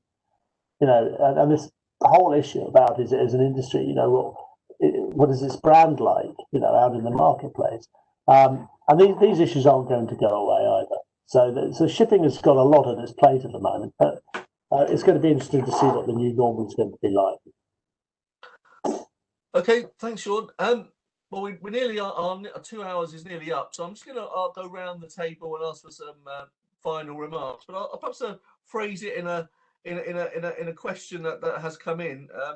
What do you think is the biggest lesson that you've learned from the pandemic, and what are you going to do to sort of move forward? What are the lessons that the pandemic has taught us, and what are the areas for improvement that you've identified? I'll start with Lazaros. I'm just going around the table in the way that they are on my screen. But Lazaros, what's the biggest lesson that you've learned from the pandemic, and what's the biggest thing you're going to change to make an improvement going forward? Yeah, that's actually a very good question. We were very good in communication with our crew, ships and owners, but we realized that given the pandemic, we could have improved. Actually, we improved much more than that. So, as I mentioned before, we basically didn't have any issues with our crew because of the communication, the day-to-day communication from all levels of the company. I personally used to call the ships, I don't have so many, but I used to call them once a week or 2 weeks, talking to the captains, giving them new updates and what is the port authorities talk about repatriations and all this stuff. So for me, the biggest lesson was that we have started communicating even more properly with everyone, and we will continue doing that in the future. Okay, so Sheila, what would you say is the biggest lesson and the biggest thing that you're taking forward to looking forward into the next few years or the next few months? I'll say two things. The most paramount, I've been in this sector for 30 years, and I've met a lot of crew of seafarers. I think in the last 5 months, the that I could have, that my company could have with the seafarers was something beyond a plane, beyond a. End of the day, that there is a human element there, that the troubles that they were going through during this COVID times, it was something which had a huge emotional cord that was connected with them. So that's something which, when we were doing the crew changes, which was one of the main things that we did during this time, it came out as if the whole humanity aspect was out there. So that was one big thing that happened to us as a group. So all across my teams, they had this empathy with them. We ensured that they got all the requisite PPE. In fact, at times we were told that, why do you need to even give PPE? But they said, no, it's part of the cost. And like some of the speakers said, between that, there was an opportunity being exploited. But as a Jembakshi, we never did that. Our rates were totally transparent, and we gave what we spent is what we told the principals. That was part one. A big lesson learned is that what is required during these times is the reaction time to be fast. Initial days when there was chaos, that's what thing came out, that if your response time is good, if you're fast enough, you can overcome anything. And that's what is required even going forward. And therefore, the things to improve would be that in a country like India, where a lot of things, being a huge country, and to have a system in place, you need to have SOPs in place.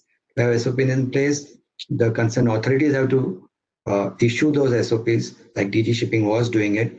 But DG Shipping was getting it based on the Ministry of Home, Ministry of Shipping, Ministry of Finance.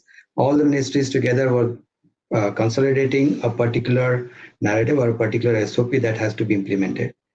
The problem in that happened is that end of the thing, the end result does not have interpreted properly by the different authorities. So while Ministry of Home Affairs had given its input, the circular of DG shipping which comes out is for shipping, but there's an immigration officer who has to understand that thing. So going forward, the thing that need to be improved, at least in India, would be the rules, regulations, norms, interpretation of it. English is a good language, but at times the way it is interpreted by different people becomes different.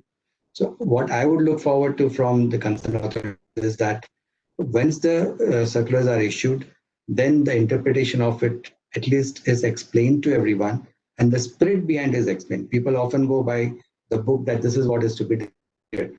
I mean, if this is written in that thing, I cannot go beyond that. Sorry, you can go beyond it. The government has told that economy has to move, so start moving the economy. Follow the norms, follow the safety norms. We are with you on that. We will give everything that is required, but allow the economy to move, allow the things to move. And that interpretation part, that laying down the regulations and interpreting in the right way, is something that would require to be improved upon. Well, thank you, Sushil. Abdul Rahim, what would you say are the main lessons that you take away, and how do you see things moving forward? Yeah, the main lessons that we have learned is, first of all, cooperation is the key. Because normally, I mean, classification societies are we have our own rules, we are independent to operate.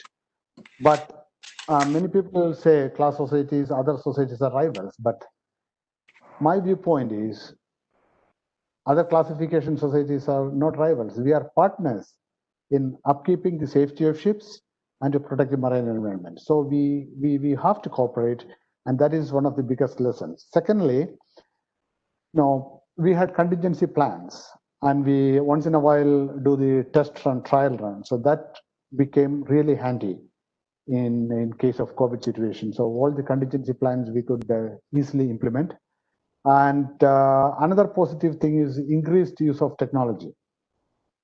Just like even messages like WhatsApp or other things, normally email or telephone call.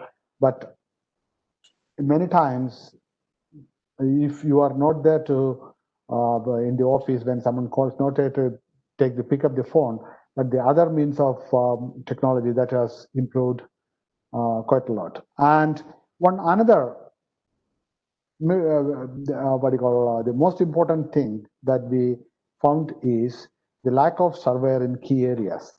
So, for example, I will tell you one example in Paradip. Normally, if there is a survey in Paradip, that's the Indian state, which is in the Indian state of Odisha, so we used to fly surveyor from either Calcutta or from Chennai or from Mumbai or from Vizag. But because of this restriction, we couldn't shift immediately the surveyor there. Plus, the Paradip is in a state called Odisha, which is not in West Bengal, where Calcutta is based, or in Visakhapatnam, Andhra Pradesh. So it's a totally different state. So we cannot go into that state. You need to have a quarantine for 14 days. So what we did is we sent a surveyor there, asked him to do quarantine for 14 days, then asked him to stay there for a few months so that he can take care of all the surveys in that area. So then we realized that the network is not sufficient enough. Of course, then there has to be a balance between economy and the service stations that we have available. So that is also an eye-opener for us, and we are working towards an optimum solution. Thank you. Thank you, Abdul Rahim. Ananda, do you have some final remarks? What's the big takes that you would consolidate from what you experienced so far? So look, Clive, I was in investment banking for 6 years. Shipping is a lot more dynamic. Ships carry so much essential cargo around the world. My message is don't be resistant to change. Embrace the change. Don't take anything for granted.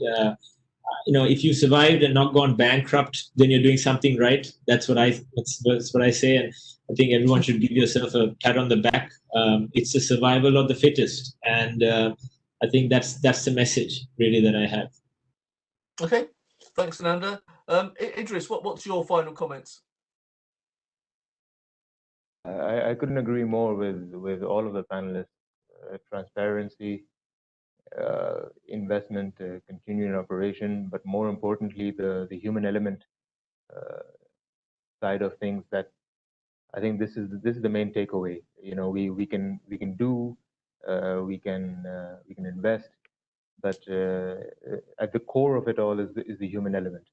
And provided you can successfully manage that and successfully navigate through that challenge, there's no limit to what you can achieve.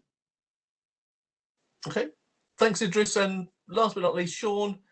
Obviously, you're taking it from a sort of not involved in the business point of view directly, but that's sort of one step removed.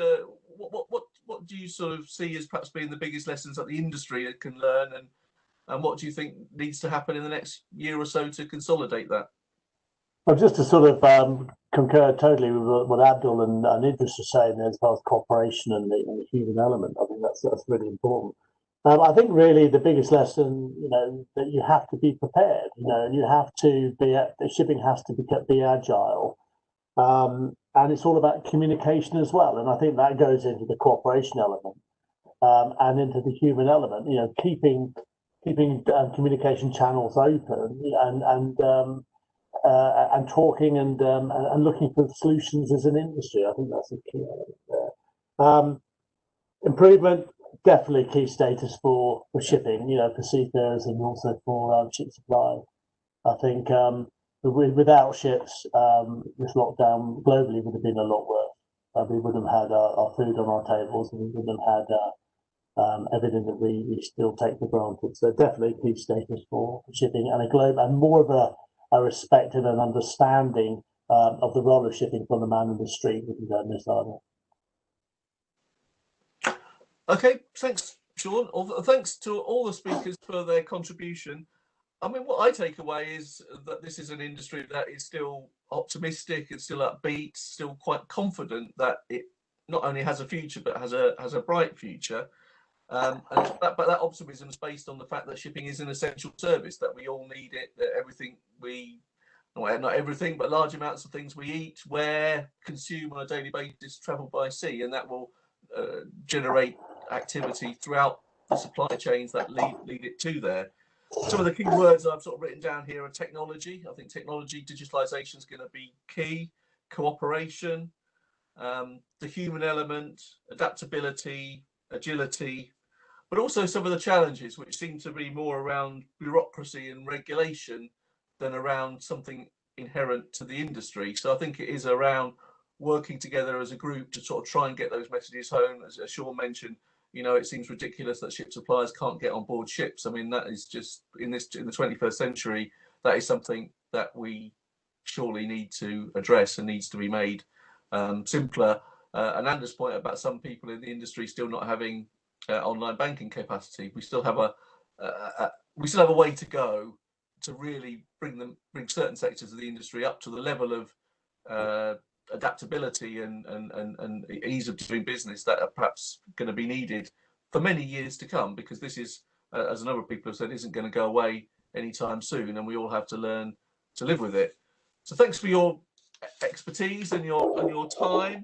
I just want to say as well, I think tomorrow is World Maritime Day, so very appropriately, I think it's something that, you know, World Maritime Day should be promoted. Perhaps use our social media channels to sort of flag that up, because I think the man in the street doesn't always know how important the maritime world is to his daily life. So it's an opportunity to say thank you to those in the maritime sector for all that they do and to highlight its importance.